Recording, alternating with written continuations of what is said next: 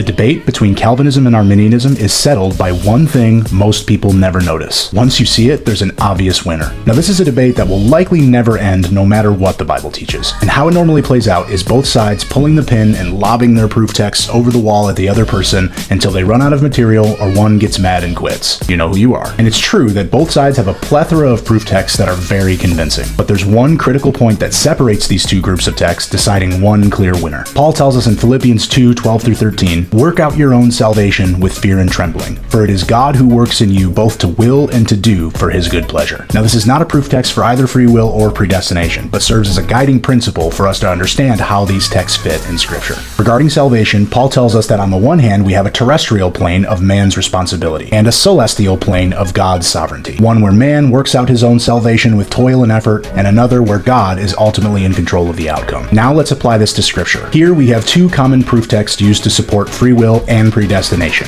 usually thought to be antithetical to one another. But notice, while one supports the reality of man's will in salvation, and the other God's sovereign will and who ultimately accepts it, both texts harmonize into a coherent theological position under a predestination framework, acknowledging both the will of man and the sovereignty of God. Now, how about the free will position? We have man's will represented nicely in verse number 1, but regarding God's sovereignty, not so much. And this is essentially how it goes through the entirety of Scripture. One that creates harmony of the supporting texts on both sides, and the other that creates contradictions, often taking the conversation outside of the realm of God's revelation and into the world of philosophy and personal judgments about God's character. So if we want to hold views that are both theologically coherent and biblically consistent, there's a clear, decisive winner on this one. And so depending on what side of the aisle we find ourselves on, it might be worthy to reconsider our position. Am I right or am I wrong on this one? Let me know in the comments.